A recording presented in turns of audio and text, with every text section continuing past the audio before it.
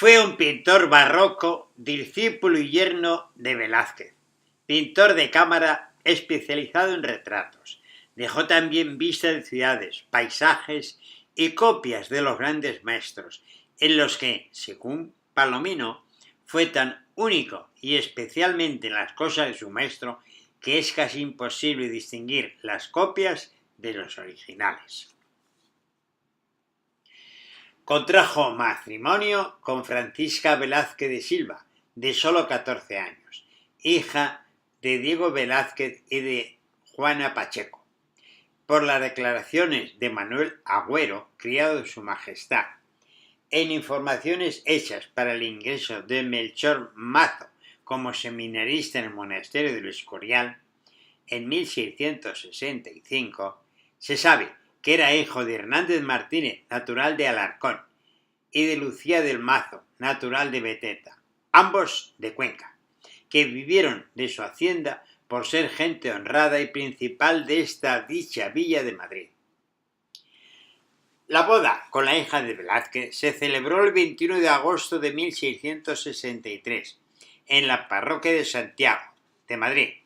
De su suegro recibió como dote la plaza de ujier de cámara, cargo con el que se iniciaba su carrera en palacio, siempre a la sombra de Velázquez.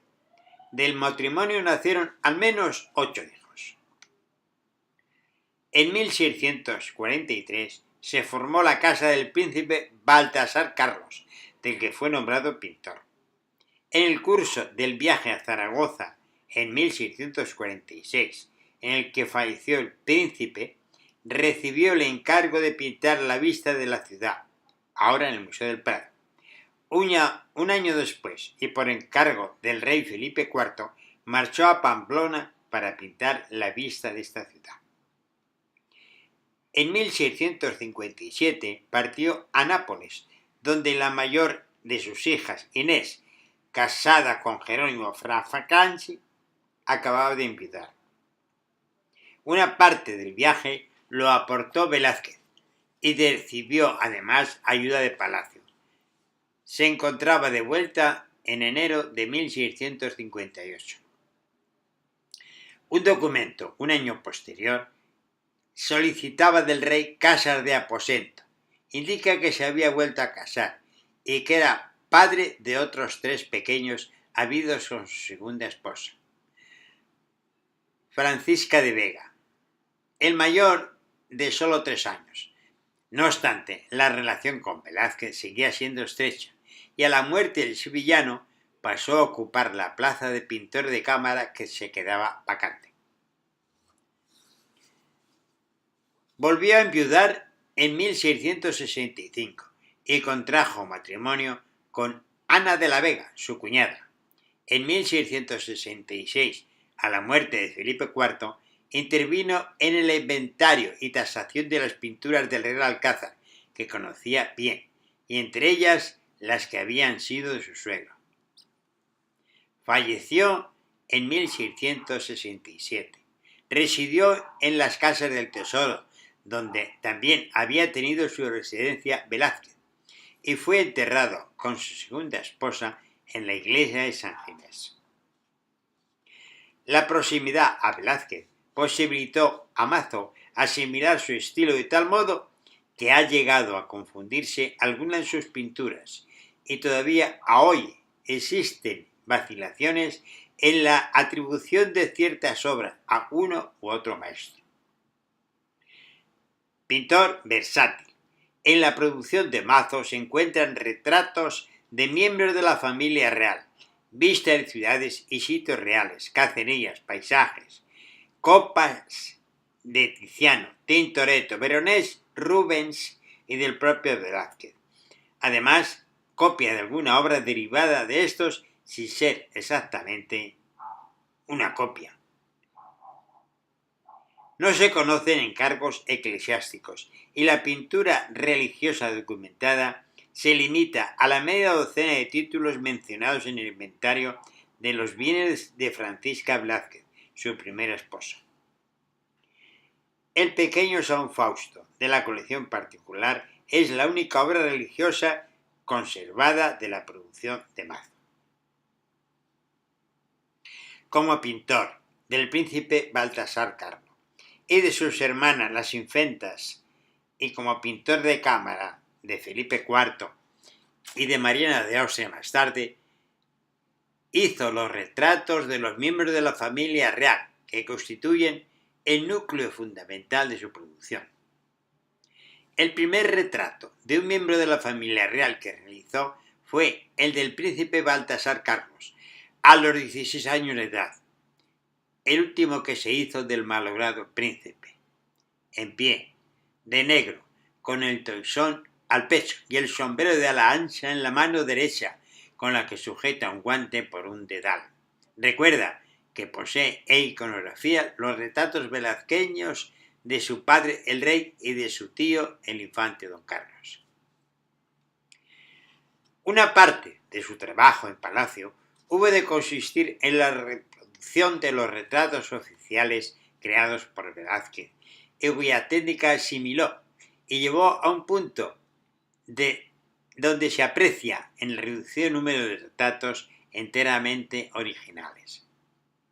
Muy elocuente en este sentido es el retrato de la infanta doña Margarita de Austria en el Museo del Prado, muchas veces atribuido a Velázquez, aunque la edad de la retratada sugiere que pudo pintarse hacia 1665, cuando ya Velázquez había fallecido. Esos mismos estudios destacan la maestría en la ejecución del guardainfante rosa y plata a base de pinceladas rápidas y seguras, y ligeros toques de luz con los que recrea el efecto táctil de la seda y el complicado dibujo de los hilos de un bordado. Se tiene conocimiento del retrato que hizo de la reina Mariana de Austria a poco de su llegada a Madrid y que estuvo expuesto un día en el Corpus Christi en la Puerta de Guadalajara. Tan natural que causó admiración a todos, tanto por ser de los primeros que se vieron de su majestad en esta corte, como por ser maravilla de pincel. Ya como pintor de cámara, tras la muerte de Velázquez, volvió a retratar a la reina, ahora vestida con tocas de viuda, sentada en medio de una sala vacía, con tan solo un perrillo a los pies. La reina gobernadora aparece como viuda del rey fallecido y como madre del príncipe heredero, Carlos II, al que se ve una sala contigua al fondo, sujeto con andadores por una dueña. El óleo pintado con pincelada suelta y firmado en un billete que la reina gobernadora lleva en la mano derecha. Fechado en 1666. Se trata de una de las últimas obras del pintor que en algunos de sus retratos más personales logró alcanzar calidades de Velázquez. A este género de retrato corresponde también la familia del pintor, hacia 1665. Uno de los escasos retratos de grupo de la factura española, con ornamentos que remiten a las meninas. Más personales y de grandes dimensiones de los paisajes de Mazo, pintados para la decoración de los palacios reales, se distinguen las vistas topográficas de ciudades, animadas por multitud de pequeñas figuras apenas esbozadas con pincelada ligera, y recreaciones de los jardines de los propios sitios reales, paisajes humanizados como la vista de Pamplona, en el que se ha querido ver la colaboración de Velázquez, a pesar de encontrarse firmadas por Mazo en una inscripción latina. En óleos como la calle de la Reina en Aranjuez y el estanque grande del Buen Retiro, ambos conservados en el Museo del Prado, son masas arbóreas que armonizan mediante la luz con celajes de nubes de algodón, y se reflejan en el agua, creando una atmósfera apacible. En el llamado el Arco de Tito en Roma, en realidad una ruina imaginaria de apariencia clásica, el mejor protagonismo de la naturaleza se ve compensado por el estudio de los efectos atmosféricos de luz con ciertas similitudes con las vistas velasqueñas de los jardines de la Bella Médici y la fuente de los tritones en el jardín de la isla de Aranjuez, inventariado en el Palacio de Aranjuez en 1794, y tras su ingreso en el Museo del Prado, catalogado como obra de Velázquez o del taller del maestro sevillano. Cercano en intención al Arco de Tito es el paisaje con Mercurio y Ese, como todos los anteriores procedentes de la colección real, en el que el asunto mitológico es mera anécdota subordinada al desarrollo de una arquitectura clásica invadida por la naturaleza y al estudio de los efectos atmosféricos alcanzados con la pincelada deshecha velazqueña. Se le atribuye también en el Museo del Prado la cacería del tabledillo en Aranjuez.